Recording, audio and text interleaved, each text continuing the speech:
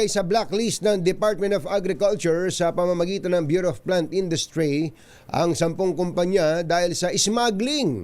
at iba pang iligal na pagninegosyo. Ayon kay Agriculture Secretary Francisco Tiu Laurel Jr., magsisilbi itong babala sa iba pang magtatangkang hamunin ang kanilang kampanya laban sa smugglers at mga abusadong negosyante laban sa